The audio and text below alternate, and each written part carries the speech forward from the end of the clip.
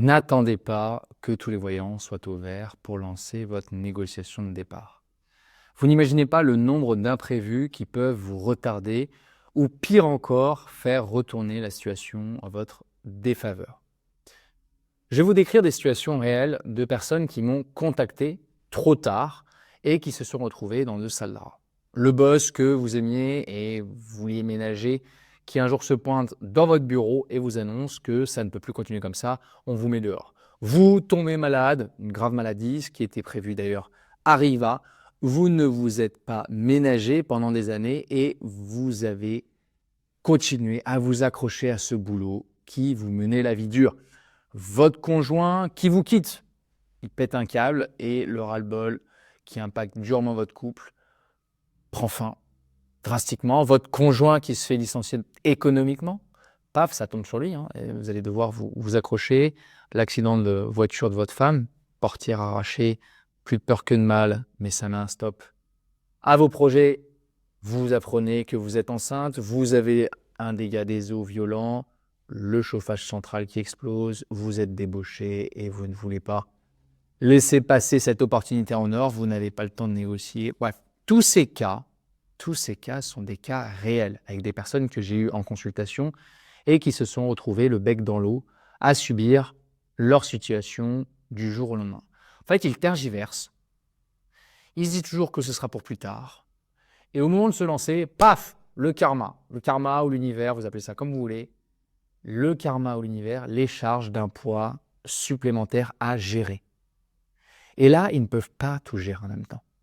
Chacun ses capacités, chacun ses problèmes, chacun est capable plus ou moins de encaisser certaines choses. Une chose est sûre, c'est qu'à un moment, ces personnes perdent tout contrôle à vouloir tout contrôler.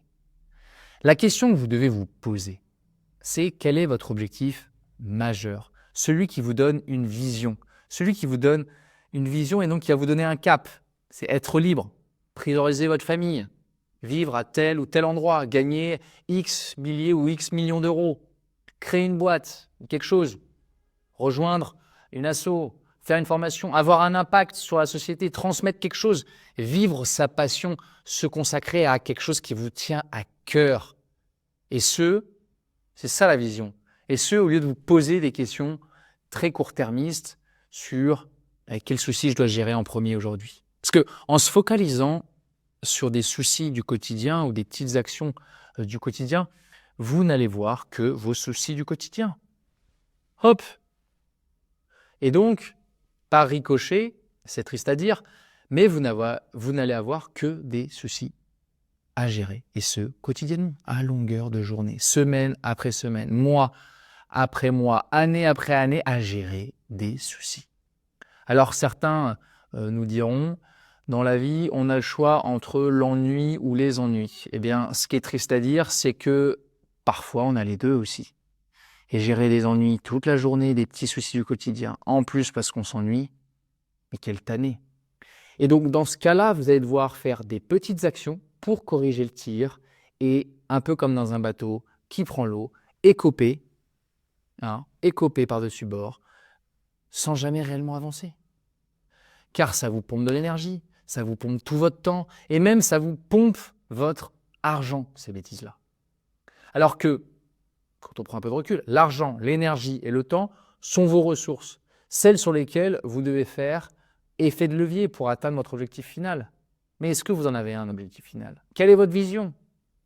Donc, comment je fais pour utiliser au mieux mon temps et générer plus d'énergie ou d'argent pour atteindre ma vision? Comment finalement j'utilise mon énergie pour me dégager plus de temps et me rapprocher de mon objectif final? Comment mon argent peut-il me faire gagner du temps ou de l'énergie? À force de vouloir tout contrôler sans avoir de cap, vous mettez des œillères. Prenez l'exemple tout simple. Il est impossible de partir naviguer, partir en mer sans avoir de cap. Vous allez faire des ronds dans l'eau, c'est pas possible. Et puis, ces pauvres chevaux, en pleine course, des œillères pour qu'ils aillent tout droit, bêtement et méchamment. Alors vous allez me dire que ça sonne prétentieux ou que ce sont des conneries, car le quotidien est tel qu'il est et que chacun doit se dépatouiller avec ses soucis. Et permettez-moi de vous demander de prendre un peu de hauteur. Comment en êtes-vous arrivé là? Là où vous en êtes là aujourd'hui. Comment avez-vous construit votre quotidien? Comment essayez-vous de le changer? Quel est votre objectif de vie? La vie avec un grand V. Pas besoin de faire une scission entre la vie pro et la vie perso. Que faites-vous pour l'atteindre sans vous renier? Vous êtes responsable de votre situation. Je suis responsable de là où j'en suis. Prenez vos responsabilités. Arrêtons de remettre ça sur le dos des autres ou de la vie ou du karma ou je sais pas quoi. Bien sûr qu'il y a des aléas de la vie. Il y a des accidents. Les accidents arrivent, mais c'est le principe de la vie. Elle est belle parce qu'elle est imprévisible et qu'elle peut s'arrêter demain. Et j'aime bien d'ailleurs ce passage de la prière de Mère Teresa qui dit « La vie est un rêve, réalise-le. La vie est un défi, relève-le. La vie est un devoir, fais-le. La vie est un jeu, joue-le. La vie est précieuse, soigne-la bien. La vie est richesse, conserve-la. » Donc réveillez-vous, bon sang. Franchement, réveillez-vous. Ces personnes que j'ai en consultation, ça me prend. Ça me prend parce que je me dis juste, les gars, qu'est-ce que vous attendez, bon sang? Prenez une décision.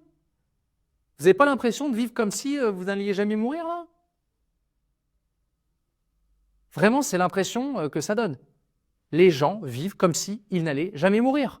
Et on s'accroche à notre petit quotidien, à notre petite journée, à notre petite semaine, à nos petits projets de vacances, à notre petit salaire. Peu importe le montant de votre salaire, peu importe vos vacances, on s'en fiche. Et je m'attache à mon matériel, à mon machin. Mais alors là, ce qui me rend malade, c'est quand j'entends les gens me faire des grandes envolées sur voilà ce que je veux, voilà ce que je peux, voilà ce que je ferai. Quand j'entends Paul s'accrocher à son gros poste, son gros salaire dans cette grosse entreprise, il le sait, il s'attache à son statut, ça fait des années. Quand j'entends Alban me dire que ses relations avec son boss sont trop bonnes pour ne pas le quitter et se mettre à son compte sur quelque chose qui l'a fait tellement vibrer. Quand j'entends Leslie me dire que son boulot la rend malade, mais qu'elle reste en arrêt maladie depuis des mois. Quand j'entends Philippe me dire qu'il est prêt à tout pour changer de vie avec sa femme, changer de région, se relancer après 25 ans de boîte, et qu'il n'est même pas capable d'investir financièrement dans son changement. Il est obligé de demander à sa mère. Quand j'entends Eric me dire qu'il veut se retrouver au milieu d'entrepreneurs pour faire quelque chose de mieux, quitter la France, mais qu'il attend. Il attend depuis des mois et des mois que quelqu'un le sorte de là, dans de meilleures conditions. Quand j'entends encore Anthony me dire qu'il a l'âme d'un entrepreneur, mais qu'il, depuis un ou 2 ans, sait qu'il doit partir, mais il reste encore. Et il reste au chaud et il me dit qu'il peut encore rester dans son CDI pour continuer à faire de l'immobilier. Quand j'entends Cyril qui veut saisir cette superbe opportunité en or, qui est là, sur la table. Mais d'un autre côté, il ne veut pas laisser l'argent sur la table en quittant son entreprise. Pourtant, il est incapable de s'investir pour maximiser sa sortie. Quand j'entends Michel me dire qu'il veut se consacrer à sa passion, la montagne et la pêche, et que s'il n'a pas les mêmes revenus, alors qu'il est en pré-retraite, au chômage, alors il va rester en son poste. Et pourtant, il doit passer sur le billard pour une opération du dos consécutive à son boulot. Et il le sait. Et quand j'entends Charlotte qui doit subir une intervention chirurgicale, car son corps lui dit stop, mais qui continue à repousser son départ, alors que ça fait des années qu'elle sait qu'elle doit partir. Le corps annonce les choses. Quand j'entends Olivier qui me dit que l'accident de son fils a été un élément déclencheur, qu'il voit la vie différemment et pour les 15 prochaines années, il aspire à autre chose que d'être dans sa boîte dont la vision et les projets ne lui plaisent plus. Et pourtant, il croit encore à un nouveau challenge en interne et se donne du temps. Quand je pense à François qui a vu son ami fauché par la maladie et partir en 2 mois, ce qui lui a mis une gifle, selon ses termes, et qui repousse encore son projet de vie, qui est de se lancer dans la réflexion de sa maison. Et bien tout ça, en fait, ça me désole, ça me fait mal au cœur, ça me fait mal au cœur pour eux. Moi, ma vie, c'est ma vie, c'est leur vie, mais me partager tout ça, ces projets, ces convictions, ces valeurs, alors que finalement, même s'ils pensent qu'ils ont de bonnes raisons, qu'ils ont de bonnes excuses, de rester, de continuer dans ce qu'ils font.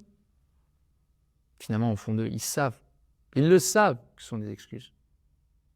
Et en fait, ils se mentent à eux-mêmes. Ce qu'ils clament haut et fort est inatteignable pour eux. Ils n'arrivent pas à mettre l'impulsion, à prendre leurs responsabilités, à passer à l'action pour faire ce qu'ils disent. Écouter son corps, écouter son instinct, s'écouter. Tout ça, c'est fondamental pour avancer. Quelles sont vos valeurs? Celles qui vous définissent vraiment. Celles que vous mettez en pratique tous les jours à partir de maintenant. Alors, à quoi bon attendre encore un mois, un trimestre, une année, une opportunité, un machin? Vous ne rattraperez jamais le temps perdu. Ni l'énergie que vous perdez à rester là.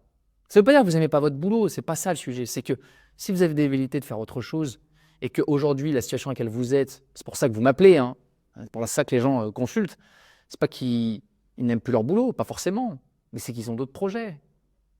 Soit ils veulent plus être là où ils sont, soit ils ont un projet de faire autre chose. Mais en tout cas, c'est quelque chose qui est en eux.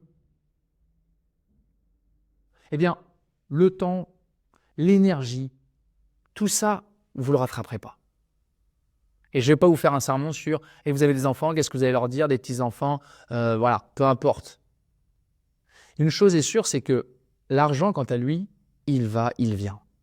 Puis, à la fin de votre vie, il vous sera d'aucune utilité. Hein. Il ne vous permettra pas de racheter ce que vous n'avez pas fait, alors que pourtant, votre vous intérieur, à l'intérieur, il vous hurle de le faire, de passer à l'action. Car c'était sincère, c'était vos vraies valeurs, c'était vous. Et ce n'était pas ce statut, ce rôle, ce projet, ce rêve. Non, ces valeurs, c'est fonction de votre vie, c'est fonction de ce que vous avez décidé de vivre. Pas celle de votre perception, celle que vous envisagez, que vous clamez, que vous visualisez, mais que vous laissez de côté. Ce qui vous manque, ce n'est ni le courage, ni l'envie, ni la motivation, ni la détermination, ni l'espoir, ni le soutien. Ce qui vous manque, vraiment, c'est de décider de le faire. De le faire. Maintenant. Et c'est peut-être le plus dur, soit. Mais si vous êtes encore en train de m'écouter, c'est que vous savez qu'il faut le faire. Et qu'il n'y a pas de raison que vous passiez encore du temps à tergiverser. Et le reste suivra. Parce que si les soucis volent en escadrille, comme disait l'autre, que pensez-vous de la sérénité et de l'équilibre? Donc, en cette fin de vidéo, en cette fin d'année, je voudrais vous partager vraiment de bons vœux. Prenez soin de vous, c'est-à-dire prenez des décisions. Prenez vos responsabilités et le reste suivra. Faites-le vraiment. Je vous souhaite une belle réussite dans vos projets. Je vous souhaite une belle réussite dans la vie, car, comme disait Mère Teresa, la vie est un bonheur, mérite-le.